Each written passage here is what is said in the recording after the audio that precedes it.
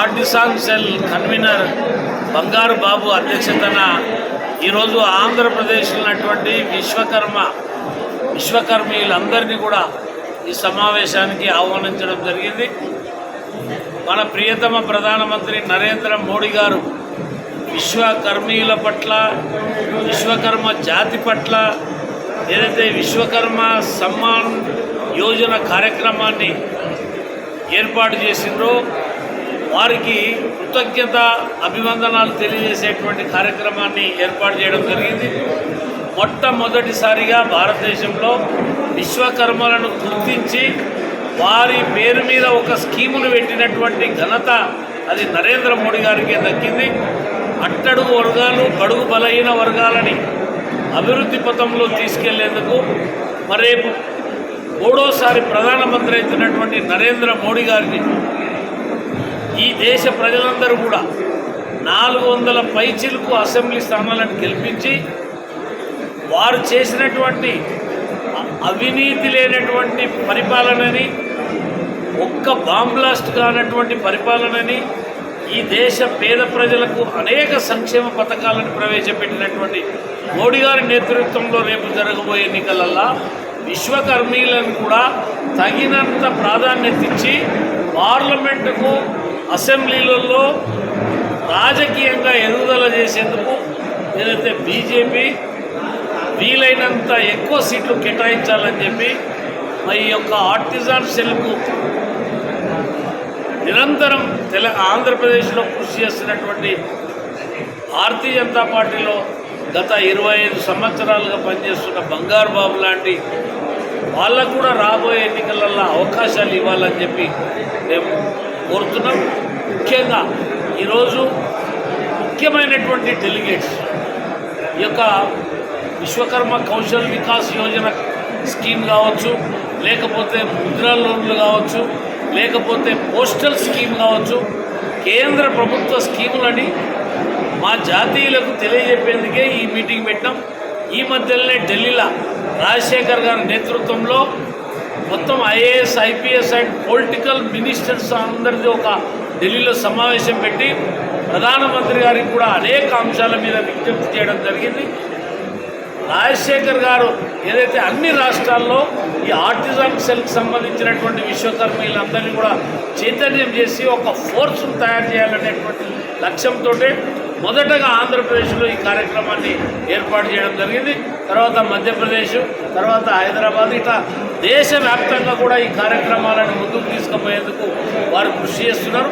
ఈ కార్యక్రమానికి ముఖ్య అతిథులుగా పురంధరేశ్వరి గారు రావడం, అదేవిధంగా ఏదైతే రాజశేఖర్ గారు రావడం, డాక్టర్ అనురాధ గారు రావడం, ఇంకా అనేక మంది బీజేపీ సీనియర్ నాయకులు, అదేవిధంగా ఇక్కడికి వచ్చినటువంటి విశ్వకర్మీయులు బంధువులందరికీ కూడా ఈ కార్యక్రమం ద్వారా మేము ఒకటే చెప్తున్నాం, విశ్వకర్మలంతా ఐకమత్యంగా ఉండి విశ్వకర్మలు కూడా రాజకీయంగా ఎదగాలనేటువంటి ఆకాంక్షతో మనం ఒక విశ్వకర్మీలను గుర్తించినటువంటి భారతీయ జనతా పార్టీకి అండగా నిలవాలని చెప్పి మేము కోరుతున్నాం.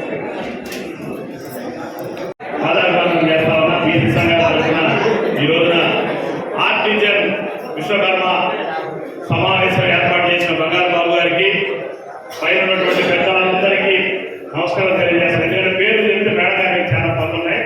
ఓన్లీ సబ్జెక్ట్లోకి వెళ్ళిపోతున్నాను. నా కుటుంబ సభ్యులందరూ కూడా పెద్దలకు బాధపడుతున్నాం. చిన్నలందరికీ అభినందన.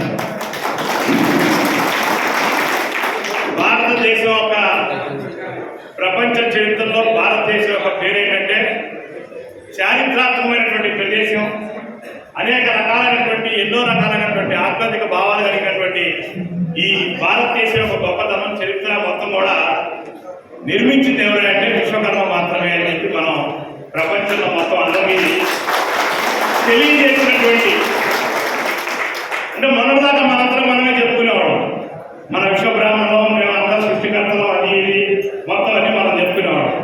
కానీ ఇవాళ పని మనకు లేకుండా నరేంద్ర మోడీ గారు, ప్రధాని నరేంద్ర మోడీ గారు విశ్వకర్మ కౌశల్ యోజన అనే మంచి పథకంలో మన మనసులు గెలవడమే కాకుండా ఒక 4 రకాలైనటువంటి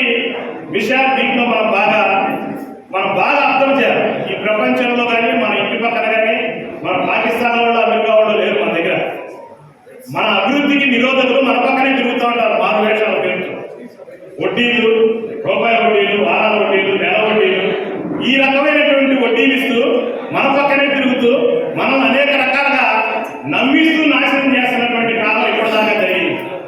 కానీ 18 రకాల చేతి వృత్తులు మన ఆచార్య గారికి మరి రాష్ట్ర వ్యాప్తంగా విశ్వకర్మ ఆర్టిజన్ ఆత్మీయ సమ్మేళన కార్యక్రమానికి మరి రాష్ట్ర వ్యాప్తంగా ఉన్నటువంటి విశ్వకర్మ నాయకులందరూ కూడా వచ్చేయడం జరిగింది.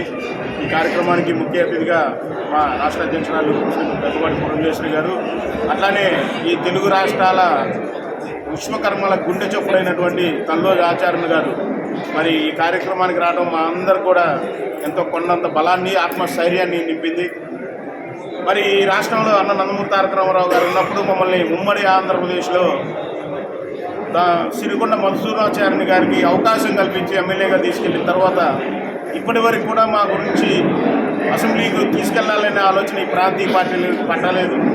మరి ఈసారి 2024 ఎన్నికల్లోనైనా మాకు తప్పనిసరిగా అవకాశం ఇవ్వాలనే సంకల్పంతో ఈ రాష్ట్రంలో ఉన్నటువంటి విశ్వకర్మలందరం కూడా మా చిన్నమ్మ గారి దృష్టికి తీసుకువెళ్ళడం జరిగింది. అట్లానే పెద్దలు జాతీయ బీసీ కమిషన్ ఎక్స్ మెంబర్ అయినటువంటి ఆచార్య గారికి కూడా విజ్ఞప్తి తెలియజేయడం జరిగింది. అట్లానే మన జరిగినటువంటి ఢిల్లీలో కూడా భారతీయ జనతా పార్టీ పెద్దల దృష్టికి తీసుకోవడం జరిగింది. కేంద్ర ప్రభుత్వం ఇస్తున్నటువంటి ప్రతి సంక్షేమ పథకం ఈ ఆంధ్రప్రదేశ్లో ఉన్నటువంటి చేతి వృత్తి కళాకారులకు ప్రతి ఒక్క పథకాన్ని అందే విధంగా Bharatiya Janata party artisan cell, Bharatiya Janata party Vishwakarma Yojana cell, మరి మా ఓబీసీ మోర్చా రాష్ట్ర అధ్యక్షులు రొంగల గోపి శ్రీనివాసన్ గారి ఆధ్వర్యంలో ఈ రాష్ట్రంలో అద్భుతంగా కేంద్ర ప్రభుత్వ పథకాలు తీసుకువెళ్తున్నాం. ఎందుకంటే మీరు ఈ మధ్య పేపర్లో కూడా చూశారు, విశ్వకర్మ కౌశల్ వికాస్ యోజన పథకం దేశంలోనే ఆంధ్రప్రదేశ్ 3వ స్థానంలో ఉందంటే దానికి గర్వకారణం మా రొంగల గోపి శ్రీనివాసన్ గారిని మేము గర్వంగా చెప్పుకుంటున్నాం.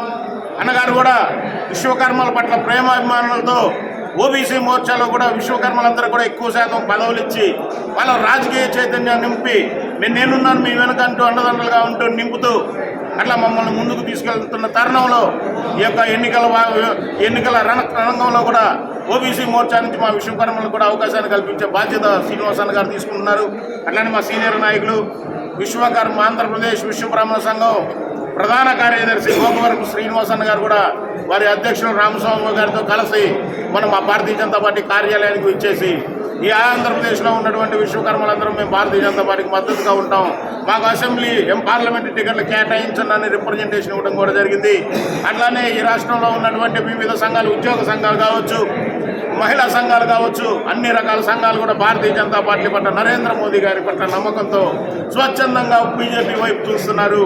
మరి రాబోయే రోజుల్లో ఆంధ్రప్రదేశ్లో కూడా మేము తప్పనిసరిగా అసెంబ్లీలో పార్లమెంట్లో అడుగుపెట్టే అవకాశాలు మాకు భారతీయ జనతా పార్టీ ద్వారా వస్తాయని నమ్ముతూ విశ్వసిస్తూ మరి ఈ అవకాశాలని పెట్టుకోవడానికి మాకు అవకాశం కల్పించినటువంటి పెద్దలు పురంధేశ్వరి మేడం గారికి, ఈ కార్యక్రమానికి చేసినటువంటి ఎంతోమంది భారతీయ జనతా పార్టీ కాకపోయినా కానీ సంఘం అభివృద్ధి చెందాలి, ఈ జాతి పట్ల రాజకీయ చైతన్యం నింపాలి అని మాకు అండదండలుగా ఉండి ఇక్కడికి ఇచ్చేసినటువంటి మహామహులందరూ కూడా మరి కార్యక్రమానికి మాకు మద్దతు ఇచ్చిన ప్రతి ఒక్కరికి కూడా పేరు పేరున హృదయపూర్వక ధన్యవాదాలు తెలియజేసుకుంటూ సెలవు తీసుకున్నాను. జై హింద్, జై భారత్.